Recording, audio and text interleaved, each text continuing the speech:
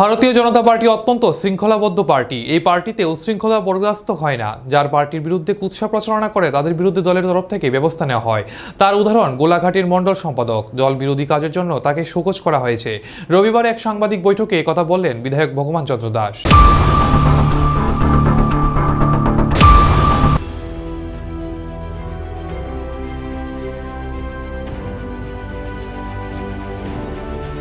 সম্প্রতি মন্ত্রিসভার গুরুত্বপূর্ণ বৈঠকে বেশ কিছু সিদ্ধান্ত নেওয়া হয়েছে। এই সিদ্ধান্তগুলোতে বেশ কিছু চাকরি ও কিছু কিছু ক্ষেত্রে বেতন ভাতা বৃদ্ধি করা হয়েছে। মন্ত্রিসভার এই সিদ্ধান্তকে স্বাগত জানিয়ে রবিবার এক সাংবাদিক বৈঠক অনুষ্ঠিত হলো প্রদেশ বিজেপির সদর দপ্তরে। এই বৈঠকে উপস্থিত ছিলেন প্রদেশ বিজেপির মুখ্য প্রবক্তা সুব্রত চক্রবর্তী, বিধায়ক ভগবান দাস সহ অন্যান্য নেতৃত্বরা। সাংবাদিক বৈঠকে প্রদেশ বিজেপি প্রবক্তা সুব্রত চক্রবর্তী বলেন, রাজ্যের নথিভুক্ত নির্মাণ শ্রমিকদের 4,000 টাকা করে এককালীন সাহায্যে যে সিদ্ধান্ত নেওয়া হয়েছে সেটা রাজ্যের মুখ্যমন্ত্রীর একটি বলিষ্ঠ সিদ্ধান্ত।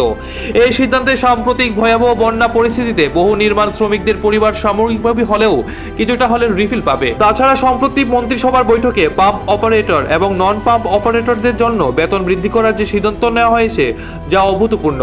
পাশাপাশি এসপিও জওয়ানদেরও বেতন 12,000 টাকা করা হয়েছে। সরকারের এই সিদ্ধান্ত প্রমাণিত মানুষের জন্য কাজ করে বর্তমান সরকার। তাই মানবিকভাবে এই দুর্যোগপূর্ণ সময়ে মানুষের পাশে দাঁড়িয়েছে সরকার। এটাই সরকারের মানবিক মুখ, যেটা তৎকালীন সরকার সময়ে প্রত্যক্ষ করা যায়নি। এর জন্য রাজ্যের মুখ্যমন্ত্রী ডক্টর মানিক সাহাকে ক্যাবিনেটের সব সদস্যই ধন্যবাদ পাওয়ার যোগ্য।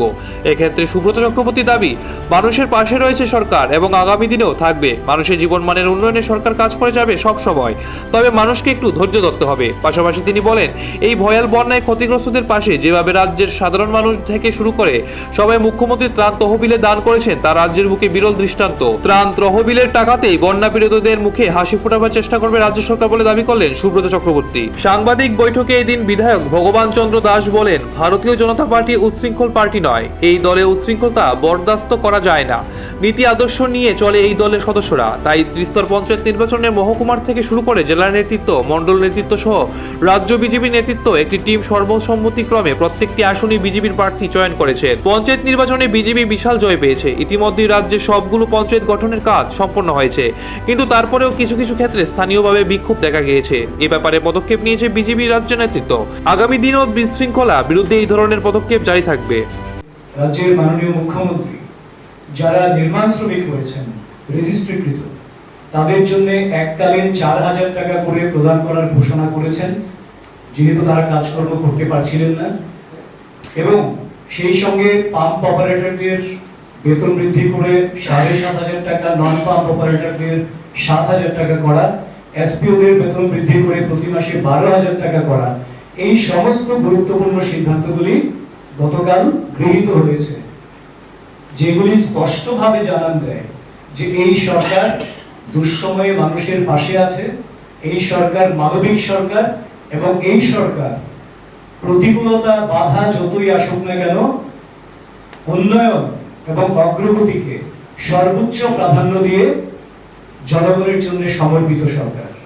কাজে এই সময় উপযোগী মানবিক যে সিদ্ধান্তগুলি গ্রহণ করা হয়েছে তার জন্য আমরা ভারতীয় জনতা পার্টি ত্রিপুরা প্রদেশের পক্ষ থেকে রাজ্যের মাননীয় জনপ্রিয় মুখ্যমন্ত্রী অধ্যাপক ডক্টর মানিক সাহা মহোদয় সহ সম্পূর্ণ ক্যাবিনেট এবং সবাইকে, সংশ্লিষ্ট সবাইকে আন্তরিক অভিনন্দন জানাই, শুভেচ্ছা জানাই। এবং রাজ্যবাসীকে আমরা আবারও বলতে চাই যে আপনাদের দ্বারা গঠিত এই সরকার আপনাদের প্রত্যেকের সমস্ত দুঃখ যন্ত্রণায় আপনাদের সঙ্গে রয়েছে, আপনাদের পাশে রয়েছে। সর্বোচ্চ সহায়তা, সর্বোচ্চ সাহায্য এবং সরকারের পক্ষ থেকে সর্বোচ্চ স্তরে যা যা করণীয় প্রত্যেকটাই করা হবে, যাতে প্রত্যেকের জীবন মানের উন্নয়ন হয় এবং প্রত্যেকের জীবন মান যাতে একটা স্থিতিশীল অবস্থায় চলে আসে। এই বিপর্যয়ের পরেও সেই উদ্যোগ সর্বাত্মক রয়েছে এবং তা জারি থাকবে। শুধুমাত্র আপনারা সরকারের সঙ্গে সহযোগিতা করুন, ধৈর্য রাখুন। এবং বাকি এই মুহূর্তে আরেকটা কথা না বললেই নয়, আমরা দেখতে পাচ্ছি একেবারে সাংবাদিক বন্ধু থেকে শুরু করে বিভিন্ন প্রতিষ্ঠান, ক্লাব, সামাজিক সংস্থা, সাংস্কৃতিক সংস্থা, ব্যক্তিগত উদ্যোগ কিংবা বিভিন্ন অ্যাসোসিয়েশন, সে আপনি ডক্টরস বলুন, নার্সেস বলুন, ইঞ্জিনিয়ার্স বলুন, বিভিন্ন পেশা, সমস্ত স্তরের মানুষ প্রতিদিন প্রতি মুহূর্তে এই ভয়াল বন্যার পর যে ক্ষতি হয়েছে সেইটাকে অনুধাবন করে মুখ্যমন্ত্রী ত্রাণ তহবিলে যার যতটা সামর্থ্য আছে ততটা প্রদান করছেন। আমরা প্রত্যেকের কাছে আন্তরিক কৃতজ্ঞতা জানাই, ধন্যবাদ জানাই যে মানুষের দুঃসময়ে মানুষকে এখান থেকে বেরিয়ে আসার জন্য, মানুষকে মুক্তি প্রদান করার জন্য এবং তাদের দুর্ভোগ যাতে একটু লাঘব করা যায় সেই জন্য সরকারের সঙ্গে যেভাবে সবাই সহযোগিতার হাত বাড়িয়ে দিয়েছেন তাদের প্রত্যেককে আমরা আন্তরিক কৃতজ্ঞতা এবং শ্রদ্ধা জানাই, অভিনন্দন জানাই, ধন্যবাদ জানাই। আপনাদের যদি কোনো প্রশ্ন থাকে। গত পরশু দিনে ক্যাবিনেটে কি 4792 জন? না, 3792। তার আগে যে 1000 কনস্টেবলের নিয়োগ অলমোস্ট সম্পন্ন হয়ে রয়েছে, মানে প্রক্রিয়া শেষ প্রায়, যাদের নিয়োগপত্র ছাড়া হবে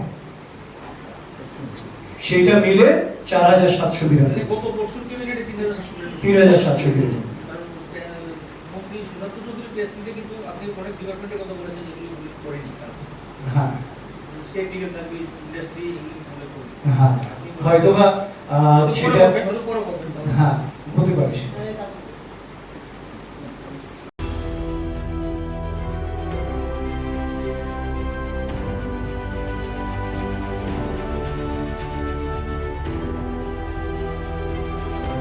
নিজস্ব প্রতিনিধি রিপোর্ট, এশিয়ান টাইমস।